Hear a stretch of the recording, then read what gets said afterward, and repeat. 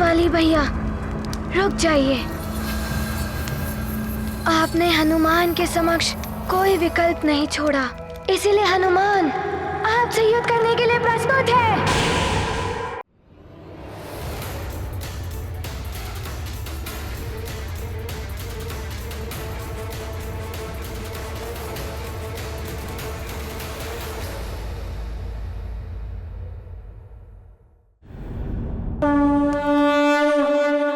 हनुमत सुत है आज्ञाकारी, जनक जननी सम्मान रखारी।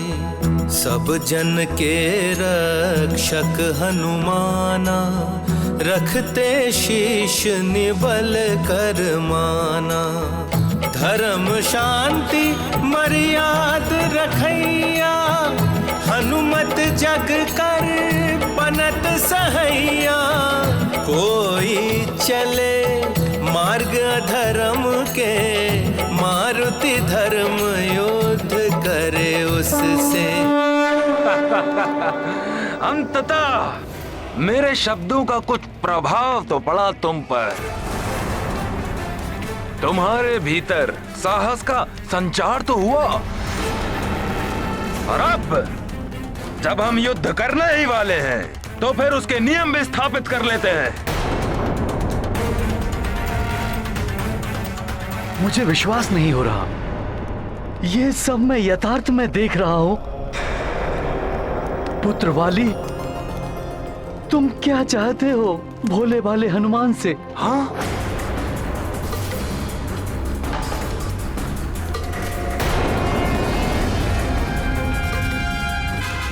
ये मरकट हनुमान भोला भाला नहीं है, अत्यंत शक्तिशाली है ये। और अब इस युद्ध में इस मरकट को पराजित कर मैं ये प्रमाणित कर दूंगा कि मुझ में इससे कहीं अधिक शक्ति है। वाली भैया, अब कुछ और सुनना कहना व्यर्थ है। हमारा युद्ध होगा ये तो निश्चित हो चुका है। आप उसके नियम स्थापित कर रहे थे। इतनी बार अस्वीकार करने के बाद अब युद्ध के लिए तुम्हारी उत्सुकता देखकर वाली अत्यंत प्रसन्न हुआ। सुनो मरकट, इस युद्ध के नियम कुछ इस प्रकार होंगे। सर्वप्रथम दोनों ही योद्धा अपने समर्थकों और सहयोगियों का चुनाव करेंगे। और ये मैं घोषणा करता हूं कि मैं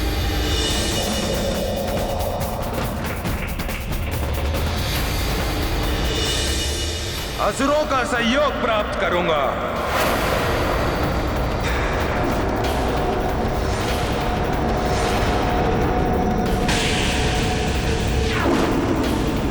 असुरों का साथ? और आप वाली भैया, हमारा दुर्भाग्य है। हमें तो साथ मिलकर अपनी शक्ति को एकत्रित कर असुरों से युद्ध करना चाहिए था, परंतु उस मायावी ने जब सुग्रीव भैया का अपहरण किया था, तब मुझे आभास हो गया था कि आप आसुरी शक्तियों का साथ दे रहे हैं।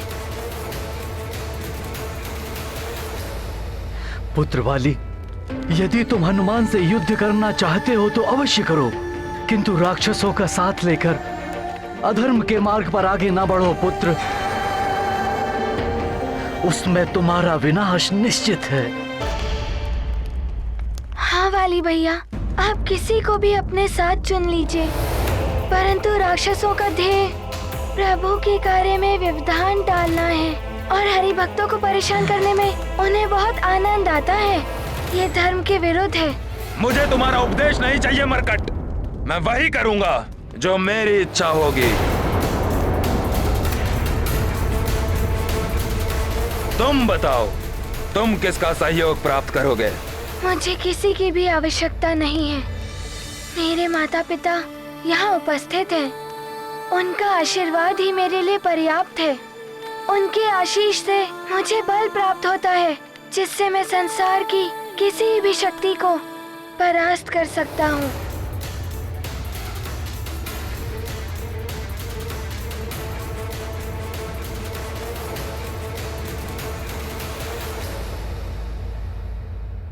जैसी तुम्हारी इच्छा।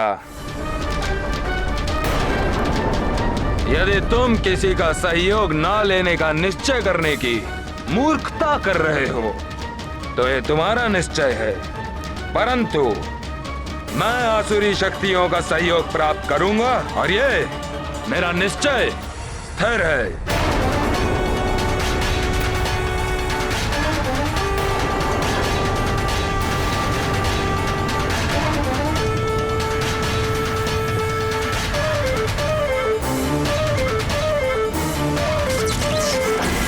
नहीं वाली, यह अन्यायपूर्ण होगा।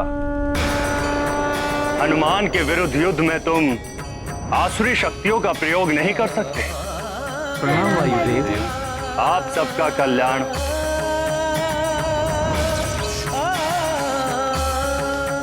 वायुदेव, यह युद्ध मेरे और हनुमान के मध्य है और इसमें हस्तक्षेप करने का आपको कोई अधिकार नहीं है। वाली, तुमने हमारा अपमान किया, हमने उसे स्वीकार किया, किंतु तुम वायुदेव का अपमान करने का उद्दंड नहीं कर सकते। वायुदेव, वाली भैया मेरे अग्रज हैं। वो अपनी शक्ति के अहंकार से भ्रमित हो चुके हैं। उनके इस व्यवहार के लिए मैं आपसे क्षमा मांगता हूँ। बस मरकट, बस। महानतम वाली किसी से भी क्षमा नहीं मांगता और तुम्हें भी उसकी ओर से किसी से क्षमा याचना करने की कोई आवश्यकता नहीं है। अब भी समय है। मैं तुम्हें पुनः सचेत कर रहा हूं। अपने अहंकार को त्याग कर धर्मोचित व्यवहार करो, अन्यथा तुम्हारा यह अहंकार तुम्हारे लिए विनाश का कारण अवश्य बनेगा। इस युद्ध के परिणाम की प्रतीक्षा कीजिए वायुदेव। आपको स्वयं ज्ञात हो जाएगा कि कौन विजयी होगा और किसका पतन होगा। वाली भैया, वायुदेव का अपमान कर आपको कुछ प्राप्त नहीं होगा। बताइए, इस युद्ध का कोई और नियम है क्या? हाँ है, एक अंतिम नियम। हमारा यह युद्ध प्रतिदिन सूर्योदय से सूर्यास्त तक होगा और ये युद्ध तभी समाप्त होगा जब हम दोनों में से किसी एक की मृत्यु या निश्चित पराजय होगी।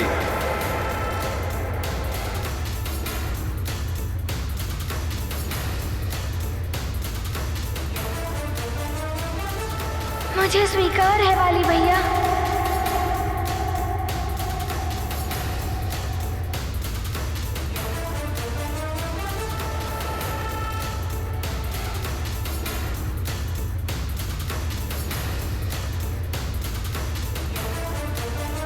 वाली, तुमने सभी मर्यादाओं का हनन किया है, अपने बड़ों का निरादर और तिरस्कार किया है। तो हम कैसे विश्वास कर लें कि तुम्हारे द्वारा निर्धारित किए गए नियमों का तुम उल्लंघन नहीं करोगे? वायुदेव, आपके किसी भी प्रश्न का उत्तर देने के लिए मैं बाध्य नहीं हूं। आप प्रस्थान कीजिए यहां से। वाली, मैंने तुम्हारी चेतना को जागृत करने का प्रयास, परंतु तुमने मेरा भी अपमान किया। अवश्य ही तुम अपने विनाश की ओर बढ़ रहे हो और शीघ्र ही तुम्हारे दम का परिणाम तुम्हारे समक्ष प्रस्तुत होगा।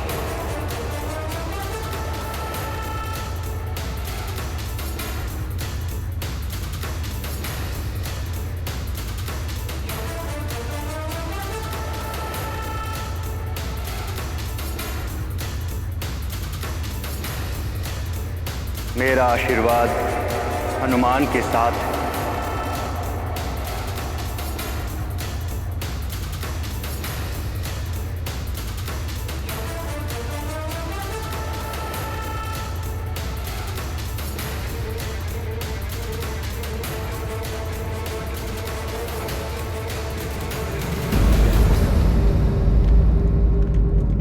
विनाश करेगा वाली अपने समक्ष आने वाली प्रत्येक विरोधी शक्ति का। महानतम हूं मैं, मरकट। कल सूर्योदय की वेला में हमारा युद्ध और तुम्हारे सर्वनाश का प्रारंभ होगा।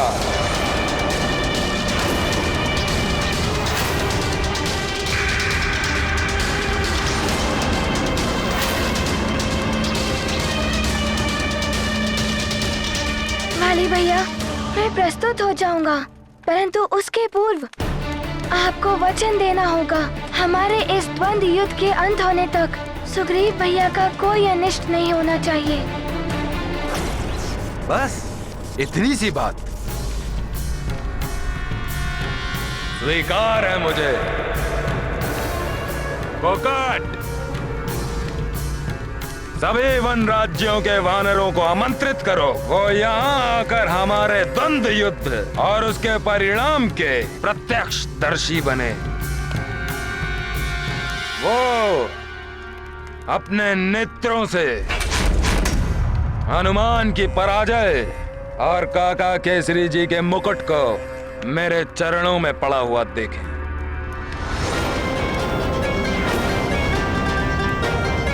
हनुमान, अब जितनी इच्छा हो उतना आशीष ले लो अपने माता पिता से। कल युद्ध भूमि में तुम्हें उनकी आवश्यकता होगी।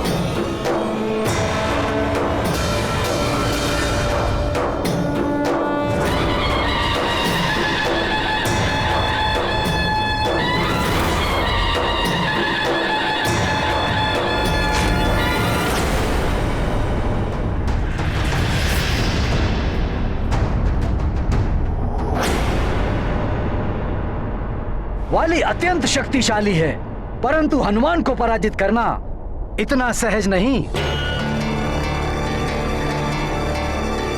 इस युद्ध में जिसकी विजय होगी वही सर्वशक्तिशाली प्रमाणित होगा।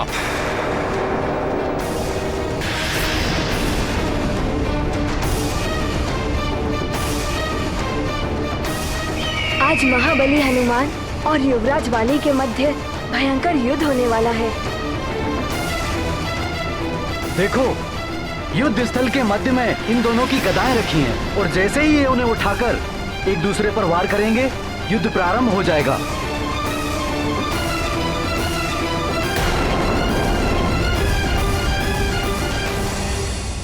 युवराज वाली के नेत्रों को देखो, जैसे घृणा और क्रोध की ज्वाला से धधक रहे हो। अनेक प्रकार के वरदान मुझ में समाहित हैं।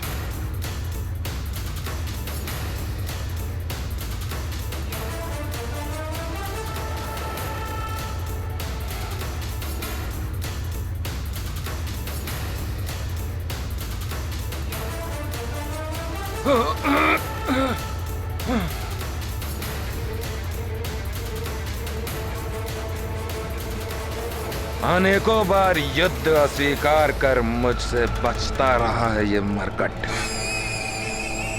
सुग्रीव की सुरक्षा का उत्तरदायित्व मैं लेता हूं,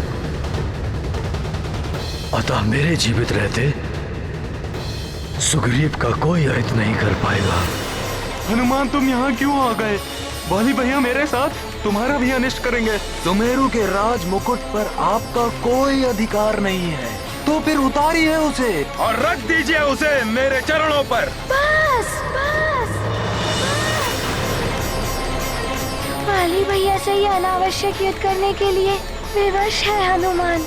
सुग्रीव भैया के प्राण की रक्षा और अपने पिताश्री के वचन को पूर्ण करने का और कोई उपाय ही नहीं छोड़ा है वाली भैया ने। मरकट, अब होगा हमारा युद्ध। तुम्हारी आधी शक्तियां प्राप्त कर तुम्हें पराजित करने की मेरी इच्छा पूर्ण होगी।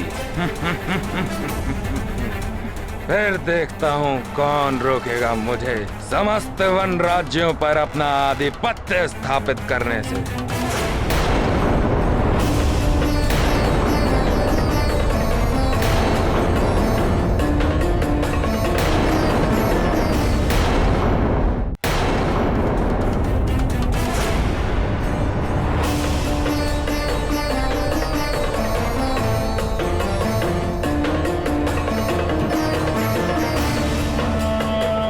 ये कैसा दुर्भाग्य है। अपने वाली भैया पर वार करना होगा हनुमान को। नहीं, मुझे पुनः वाली भैया से अनुरोध कर इस निरर्थक युद्ध को थामने का प्रयास करना चाहिए। वाली भैया, आप हनुमान के अग्रज हैं। हनुमान आपसे अपार स्नेह करता है। वाली भैया, हनुमान आपका शत्रु नहीं, आपका मित्र है। वाली भैया, हनुमान का ये निवेदन स्वीकार कर लीजिए। शांति पूर्वक एक बार पुनः विचार कर लीजिए। सुग्रीव भैया को मुक्त कर इस व्यर्थ युद्ध को टाल दीजिए। टाल दूं ये युद्ध? जाने दूं तुम्हें यहाँ से? अपने परम शत्रु को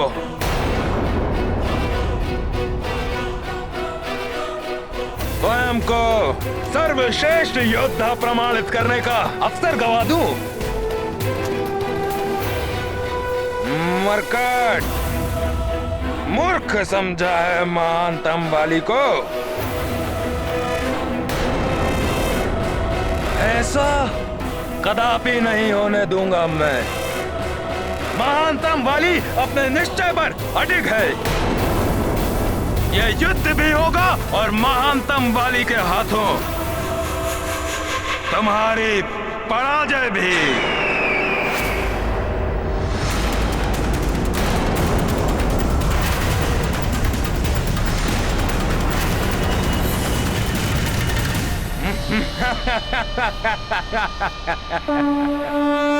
अहंकार क्रोध ईर्षा भर आया, हृदय वाली ने कलुषित पाया। वाली युद्ध में रचे कुनीति, हनुमत हृदय निश्चल सुनीति। हनुमत वाली से रखते प्रीति, वाली मन में बसे कुरीति। विषधर चंदन लिपटे रहते, किंतु चंदन विष में ना होते।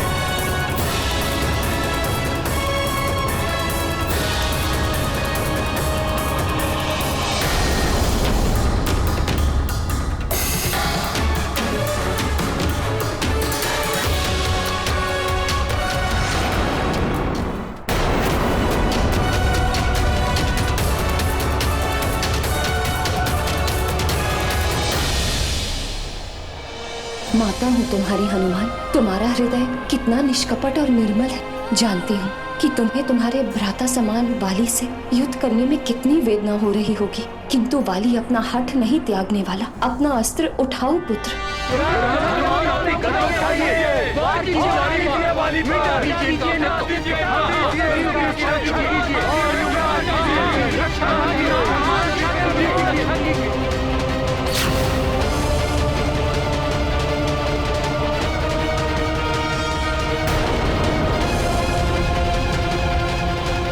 उठाइए अपनी गदा।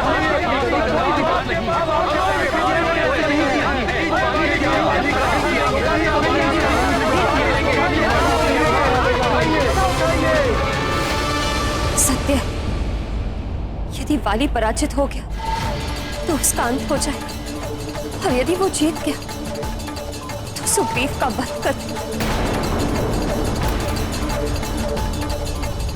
दोनों ही अवस्थाओं महाराज ऋक्षराज जी और महारानी को अपने दोनों पुत्रों में से एक पुत्र को खोना ही होगा। मैं हनुमान के लिए बहुत चिंतित हूं, किंतु उस मां के दुख की कल्पना भी नहीं कर सकती जिसके दोनों पुत्रों के जीवन संकट में हो और केवल एक की ही प्राण रक्षा हो सके।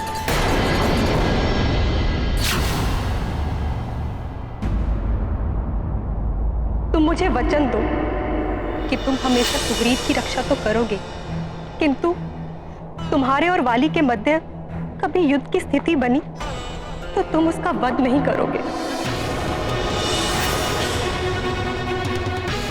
महारानी माँ, मैं आपको वचन देता हूँ कि आपने जैसा कहा है वैसा ही होगा। हनुमान, तुम्हें मुझसे युद्ध तो करना ही होगा। तुम्हारे अंत के साथ ही इस युद्ध का अंत होगा।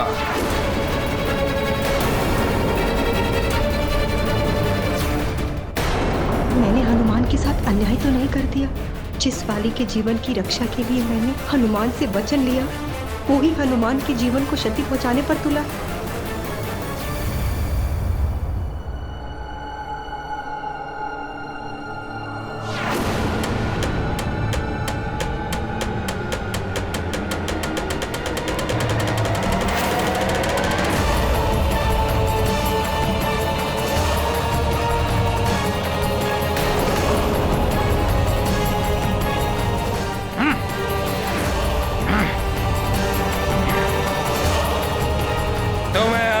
दिव्य और वरदानी शक्तियां प्राप्त हैं, परंतु मेरे पास वो वरदान है जिससे मैं तुम्हारी शक्ति का प्रयोग तुम्हारे विरुद्ध करूंगा।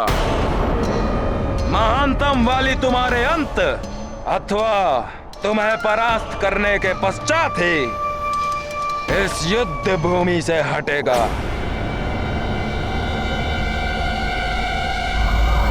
भले ही मेरे प्राण चले जाए, हनुमान, पर इनके साथ युद्ध मत करना।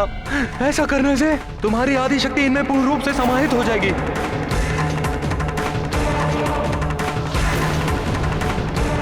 क्या सोच रहे हो हनुमान?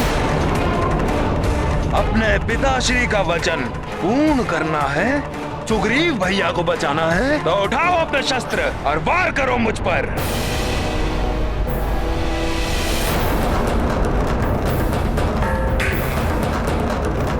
मेरी आधी शक्तियाँ क्या, यदि वाली भैया मेरी समस्त शक्तियाँ प्राप्त कर अत्यंत शक्तिशाली भी बन जाएं, तब भी अपने पिता के वचन का मान रखने के लिए और सुग्रीव भैया के जीवन की रक्षा के लिए हनुमान को उनसे युद्ध करना ही होगा।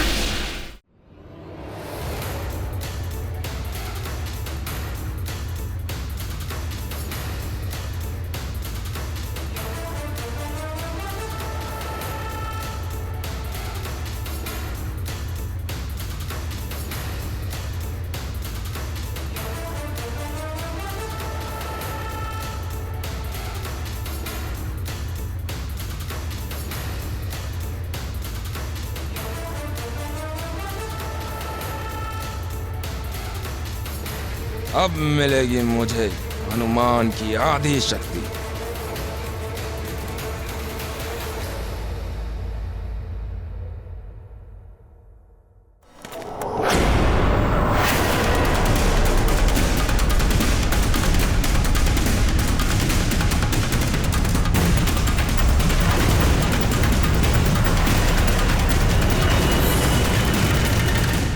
ये प्रथम अवसर है जब मैं हनुमान के लिए इतना चिंतित हूं। अब तक हनुमान अपनी दिव्य एवं वरदानी शक्तियों के कारण अपराजित रहा था,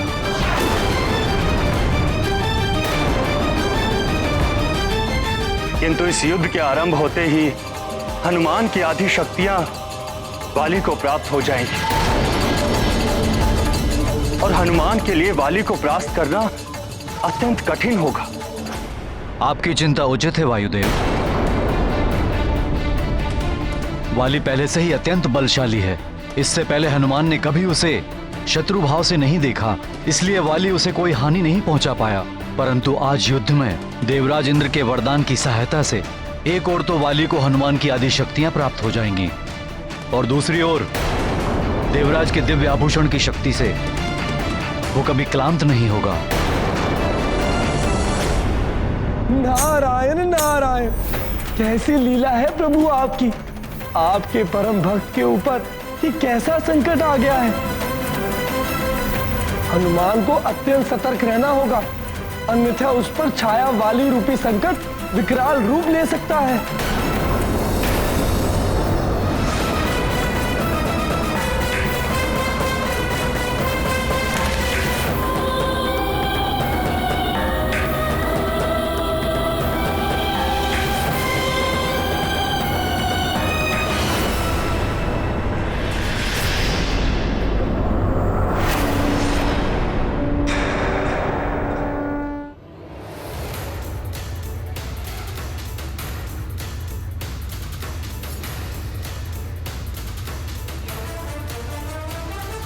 युवराज हनुमान की, युवराज हनुमान की, युवराज हनुमान की, युवराज हनुमान की, युवराज हनुमान की, युवराज हनुमान की, युवराज हनुमान की, युवराज हनुमान की।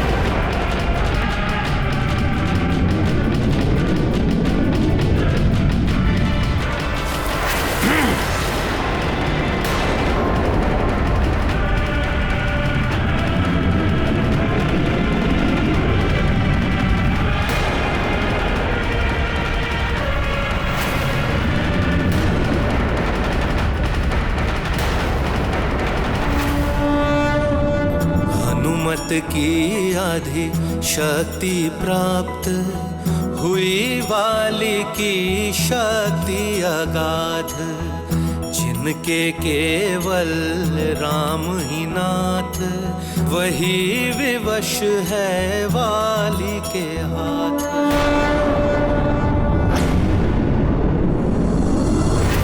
वाली को हनुमान की आदि शक्तियां प्राप्त हो रही हैं।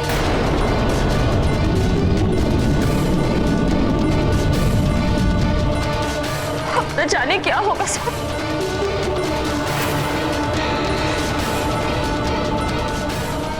हे ईश्वर, दोनों परिवारों के पुत्रों की रक्षा कीजिए।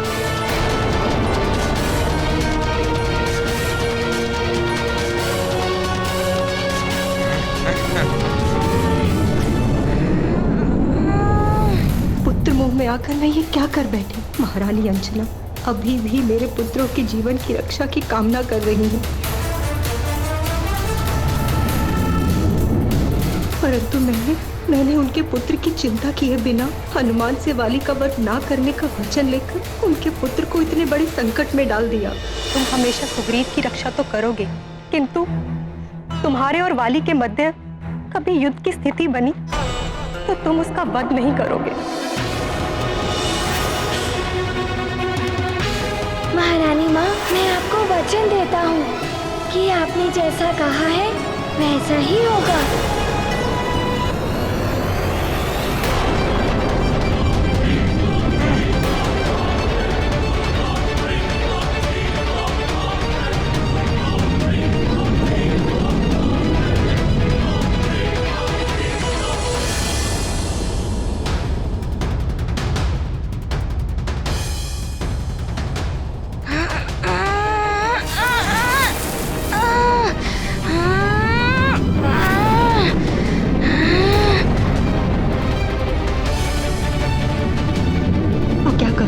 महारानी अंजना को बता दो क्या, परंतु उसका क्या लाभ। मैंने हनुमान को वचन मुक्त कर दिया तो वो अवश्य ही वाली के प्राण हर लेगा।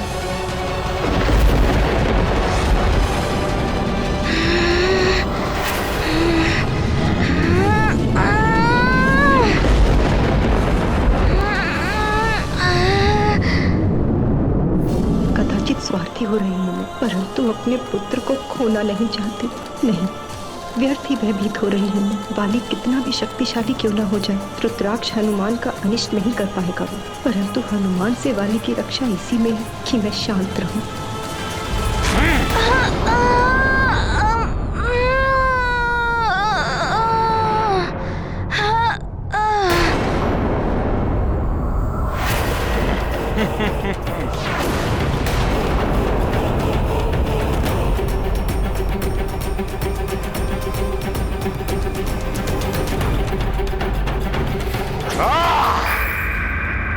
उस वानर बालक की आधी शक्तियां बाली में समाहित हो चुकी हैं। बाली उससे अधिक शक्तिशाली हो चुका है। रावण की ये चाल सफल हो रही है। अब उस वानर बालक को बाली से कोई नहीं बचा सकता, कोई भी नहीं। एक और प्रबल इच्छा है लंकेश दशानन रावण की तुमसे विकता। तुम्हारे इस धूम्रपट में मैं एक और दृश्य देखना चाहता हूं। बाली का आगे बढ़ते हुए और मेरे परम शत्रु उस तुच्छ वानर बालक पर प्राण घातक हमला करके उसे मृत्यु लोक पहुंचाते हुए वो वाला दृश्य देखना चाहता हूं मैं।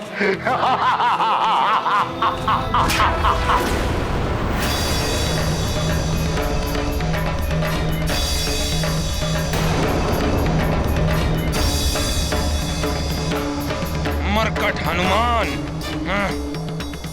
यदि मेरे प्रहारों से बच सकते हो तो बच कर दिखाओ।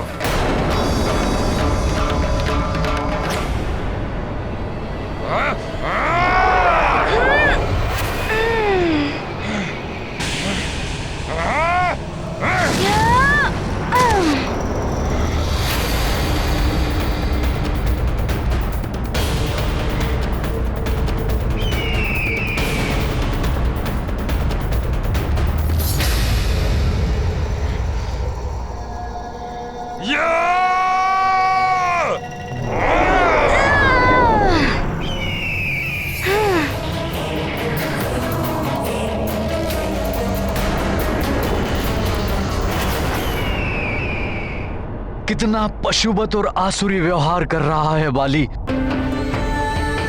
मैं उसके इस आचरण के लिए आपसे क्षमा मांगता हूं। पुत्र जब अधर्म के मार्ग पर चल पड़े तो सबसे अधिक ग्लानि माता और पिता को ही होती है। हनुमान बाली पर वार नहीं कर रहा है। प्रतीत होता है मुझे दिया हुआ वचन को पूर्ण कर रहा। स्पष्ट सुन नहीं पाई मैं। महारानी जी किस वचन की बात कर रही थी? धीरज रखिए महाराज ऋक्षराज, बाली में अवश्य परिवर्तन आएगा। आपका पुत्र है, आपके संस्कार है उसमें। बाली पथभ्रष्ट हो गया है, परंतु निश्चिंत रहिए, वो अवश्य कुपथ को छोड़कर सुपथ पर लौट आएगा।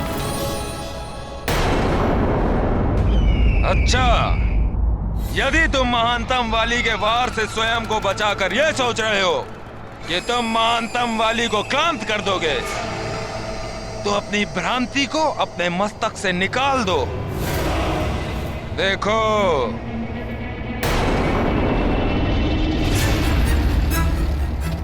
इसे धारण करने के पश्चात तुम कितना भी श्रम कर लो, कभी क्लांत नहीं हो। देवराज इंद्र के दिए इस दिव्य आभूषण की शक्ति के प्रभाव से महानतम वाली कभी क्लांत नहीं होगा।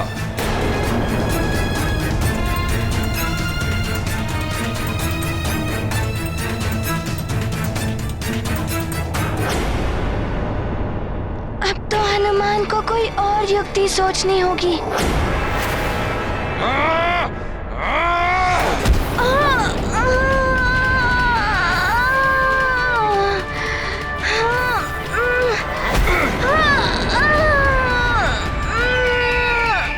हनुमान! अर्जुन!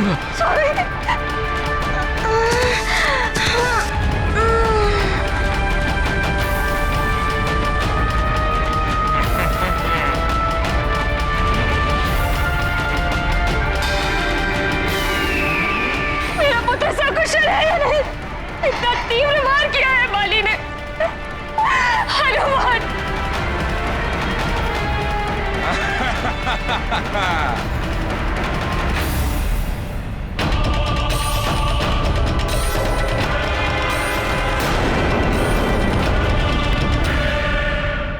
नारायण नारायण। हनुमान की आदि शक्तियां पाकर बाली हनुमान पर निरंतर प्रहार कर रहा है, परंतु हनुमान उससे लड़ने के लिए अपनी शेष शक्तियों का भी प्रयोग नहीं कर रहा है। हाँ देव ऋषि, क्योंकि हनुमान अब भी इस युद्ध को टालने का प्रयास कर रहे हैं, क्योंकि हनुमान ने बाली की मां को वचन दिया है कि वो किसी भी अवस्था में बाली का वध नहीं करेगा। अपने अधर्मी पुत्र की रक्षा के लिए बाली की मां ने संकट मोचन को ही संकट में डाल दिया है। नारायण नारायण। वायुदेव, मातृत्व के अनेक रूप होते हैं। एक और अंजना जैसी माँ जो सब माँओं के दुखों को अपना समझती है, और दूसरी ओर वाली की माँ है जिनको मातृत्व के भाव ने इतना स्वार्थी बना दिया है कि वो अपने पुत्र की सुरक्षा के अलावा कुछ और देख ही नहीं पा रही हैं। स्वामी, हनुमान वाली पर वार करने से झिझक रहा है।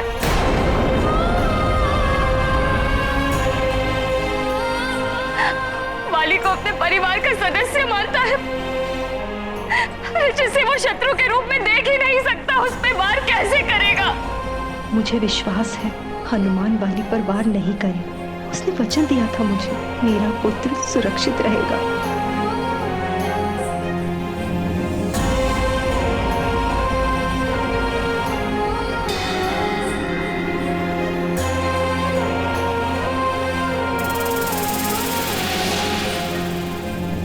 क्या हुआ मरकट हनुमान?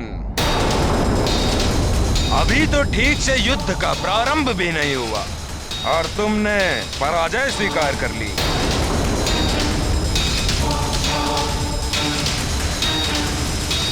यदि तुम्हें मेरा सामना करने का साहस ही नहीं था तो पहले ही अपने पिताश्री को कह देते कि अपना राज मुकुट उतार कर मेरे चरणों में रख दे।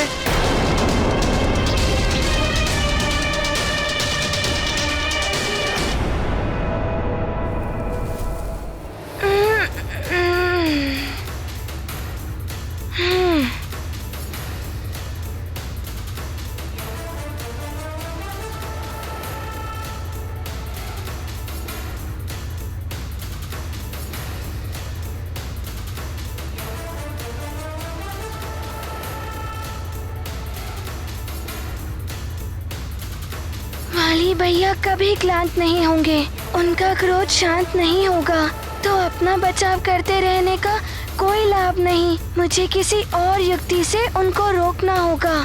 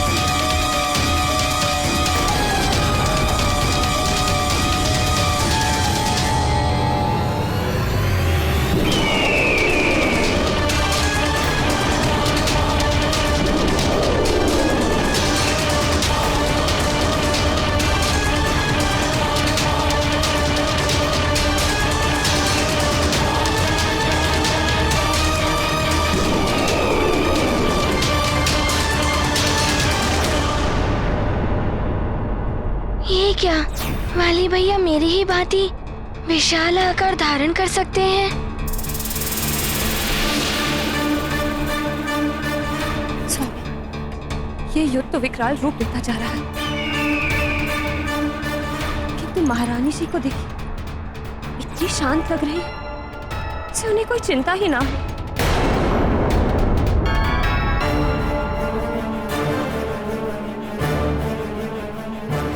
इस प्रकार तो धीरे धीरे हनुमान की संपूर्ण शक्तियों का आधा भाग वाली में समाहित हो जाएगा। यही तो चाहता है लंकेश दशानन रावण। एक एक करके उस वानर बालक की आधी शक्तियां प्राप्त कर लो बाली, और उस वानर बालक का वध कर दो। वाली भैया को मेरी आधी शक्तियाँ प्राप्त हो रही हैं, इसलिए मुझे उनसे युद्ध करना अत्यंत कठिन प्रतीत हो रहा है। किंतु सुग्रीव भैया की रक्षा करने के लिए हनुमान को उन्हें पराजित करने की कोई युक्ति सोचनी होगी। तुम अपनी जिस दिव्य शक्ति का प्रयोग कर मुझ पर वार करोगे, मैं उसी शक्ति से तुम्हारे वार का उत्तर दूंगा।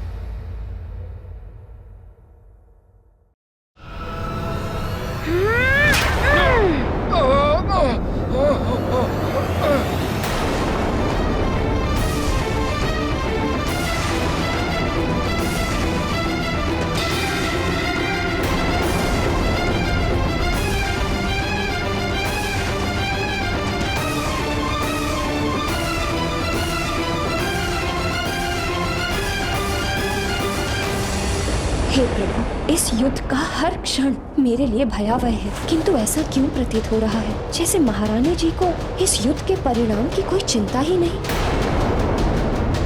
पुत्र माँ की अवज्ञा करे, अपमान करे, किंतु फिर भी माँ पुत्र के कष्ट देखकर विचलित होती है, परंतु इन्हें तो जैसे वाली के जीवन का कोई भय ही नहीं।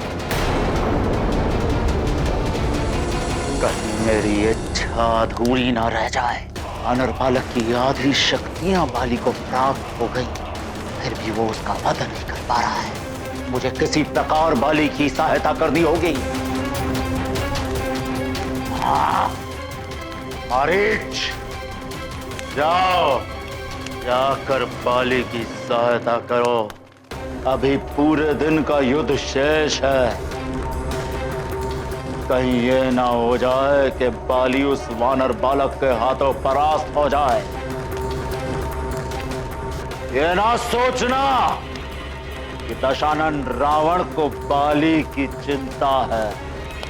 नहीं, दशानन रावण को केवल अपना उद्देश्य पूर्ण करने की चिंता है, और यह उद्देश्य तभी पूर्ण होगा जब उस वानर बालक का वध होगा। जाओ। जो आज्ञा लंकेश।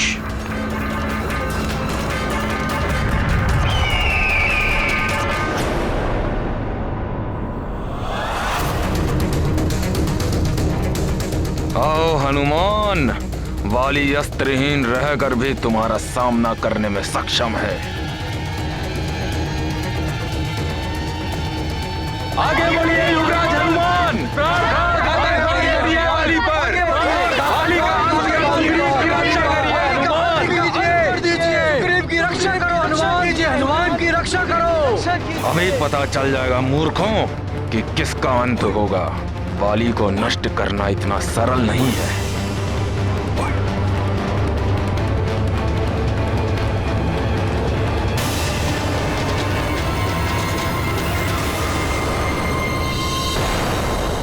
वाली अस्त्रहीन हनुमान के समक्ष खड़ा है। उसके वध करने का सम्मिलित स्वर गूंज रहा है, किंतु महारानी जी के मुख पर अब भी चिंता का कोई भाव नहीं है। अवश्य इसमें कोई रहस्य है जो मुझे ज्ञात नहीं। महारानी जी, अपने पुत्र को संकट में देखकर आपका हृदय विचलित हो उठा होगा।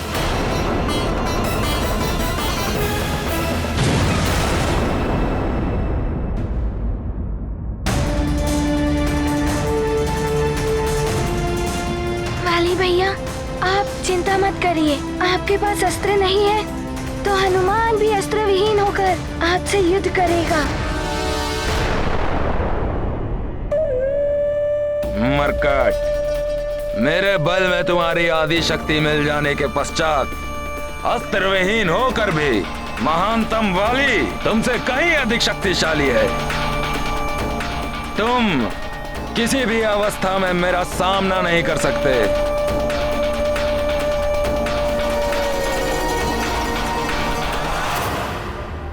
मैं इस पर्वत को ही अस्त्र बना लेता हूं।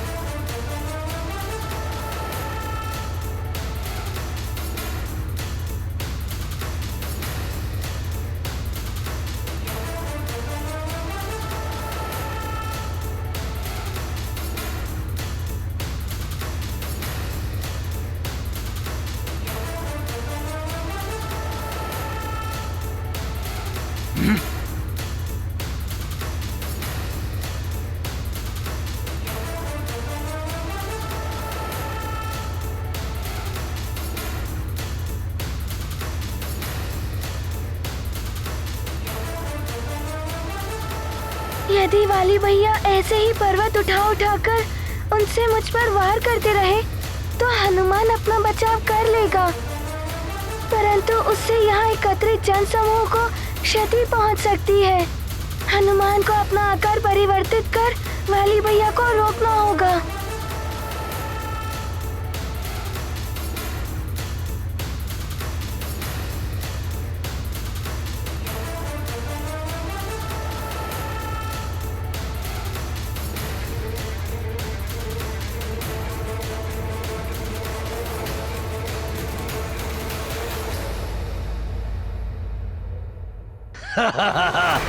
वानर,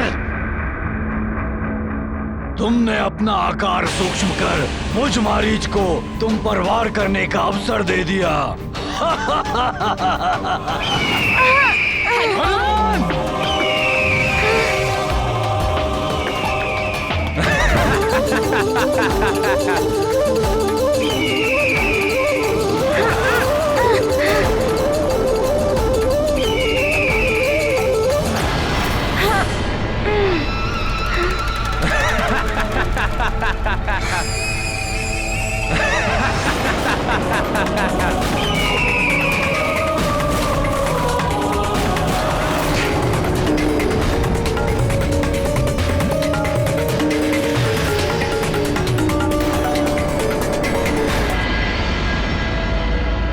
पूर्णतः अन्याय है ये।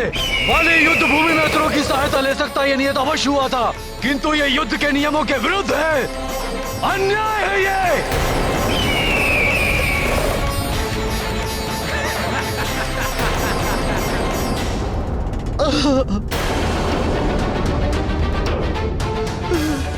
इन आसुरी शक्तियों ने वाली को भी उन्हीं के समान बना दिया है।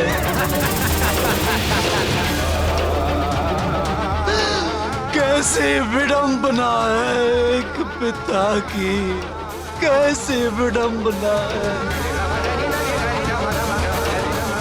क्या मांगे वो, क्या प्रार्थना करे प्रभु से।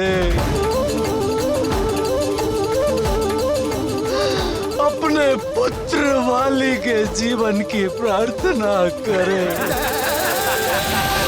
अथवा असुर वाली की मृत्यु मांगे प्रभु से। महाराज ऋक्षराज, हमें प्रभु से अपने तीनों पुत्रों के जीवन की रक्षा की प्रार्थना करनी चाहिए। मृत्यु हो तो केवल वाली के अंदर बसी कुटिलता की।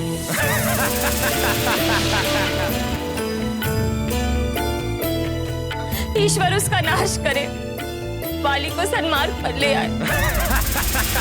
यह युद्ध वाली और हनुमान के मध्य है, इसमें किसी और का हस्तक्षेप मैं स्वीकार नहीं कर सकता। मैं ये अन्याय होते नहीं देख सकता।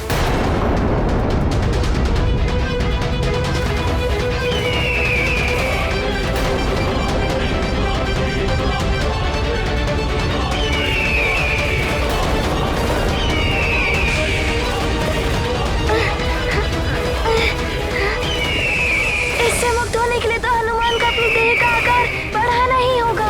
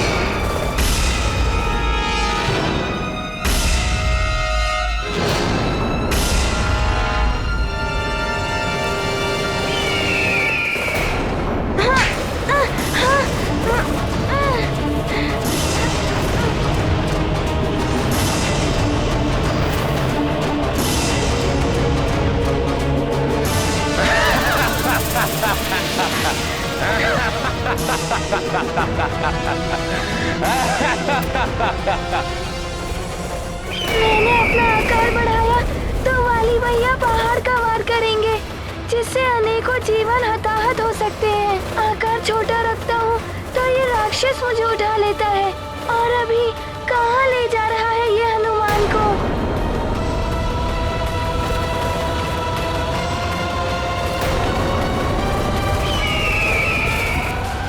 ये नीतिगत नहीं है वाली। ये युद्ध तुम्हारे और हनुमान के मध्य है। इसमें असुरों का तुम्हारा साथ देना न्याय के विरुद्ध है। असुरों का इस युद्ध में होना दोनों के लिए ही शुभ नहीं है।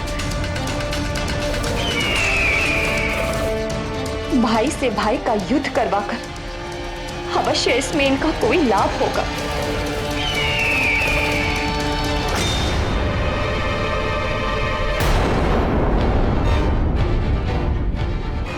महारानी जी के दोनों पुत्रों के जीवन संकट में है। हर अवस्था में एक पुत्र की मृत्यु अवश्य होगी। फिर भी ये शांत, क्लेश का कोई चिन्ह तक नहीं है उनके मुख पर। असुरों को तो हनुमान अनेकों बार पराजित कर चुका है। वो विजयी होगा, मेरे वाली का वध नहीं करेगा और सुग्रीव की भी रक्षा कर लेगा। मैं अब इस अनुचित युद्ध को रोक कर ही रहूंगा। स्वामी कहाँ जा रहे हैं आप? रुकिए स्वामी, कहाँ जा रहे हैं?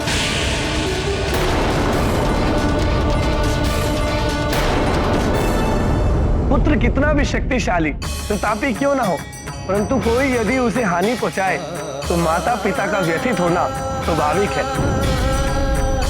जैसे अभी हनुमान को संकट में देखकर केसरी और अंजना हो रहे हैं।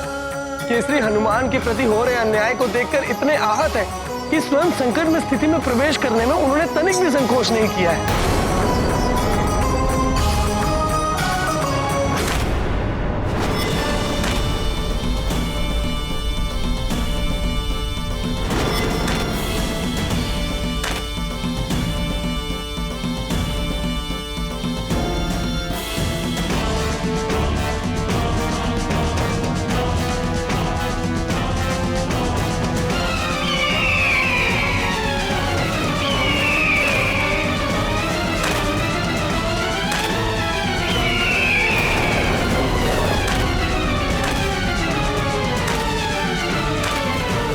पिताश्री, कहीं वो वाली भैया पर वार न कर बैठे। मुझे उन्हें रोकना ही होगा।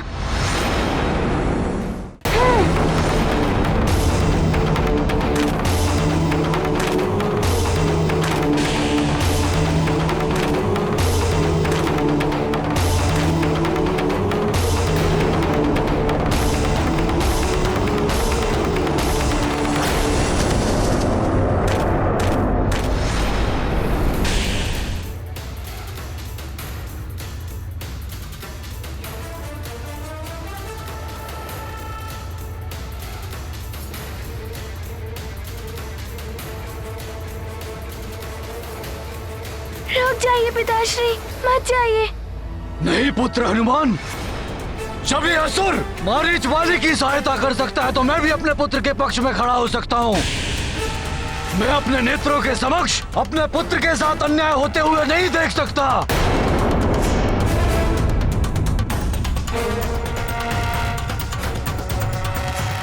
स्वागत है काका केसरी जी। आपका भी स्वागत है।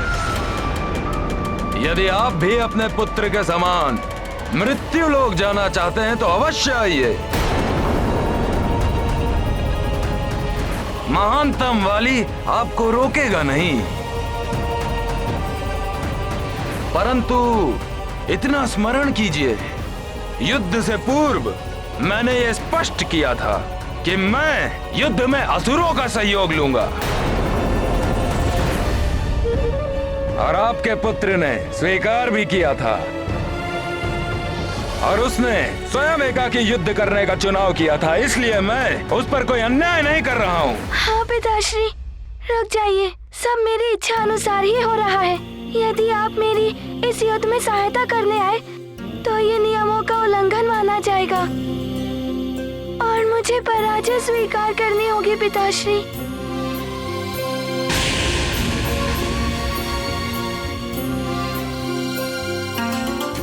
पिताश्री, आप चिंता मत करिए, मैं इस चुनौती का सामना करने के लिए सक्षम हूँ।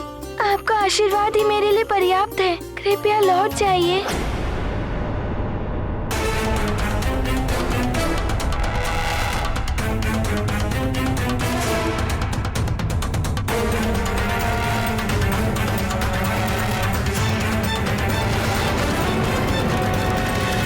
नहीं पिताश्री, यदि आपने वाली भैया पर आक्रमण किया तो हम सुग्रीव भैया की रक्षा नहीं कर पाएंगे।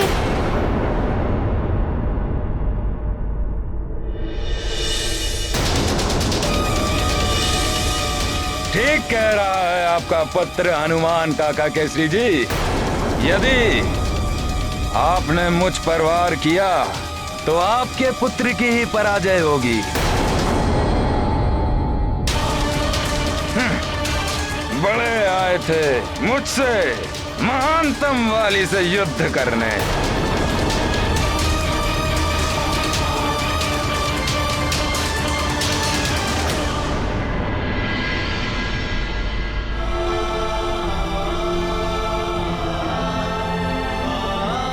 विजय भव पुत्र।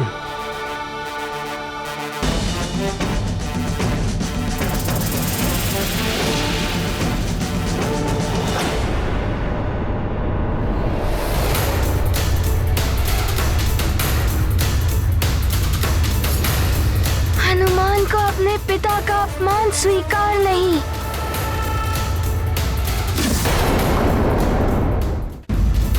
स्वामी,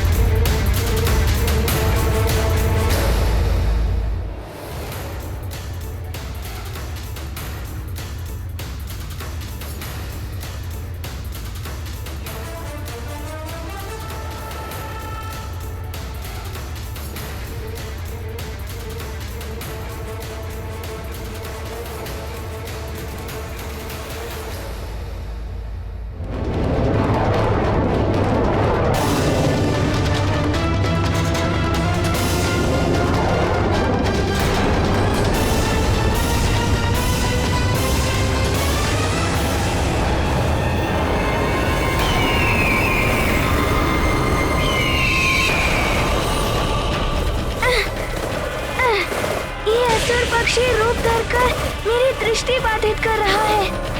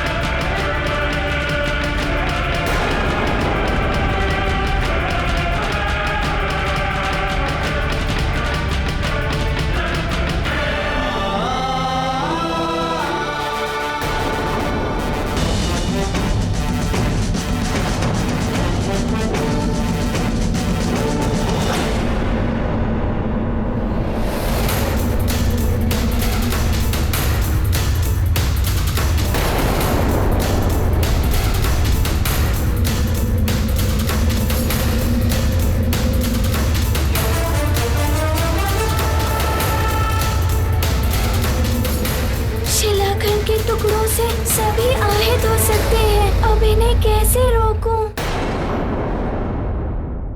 राम भक्त महाबली हनुमान को जानना हो तो चैनल को सब्सक्राइब करें और बेल आइकॉन दबाना न भूलें।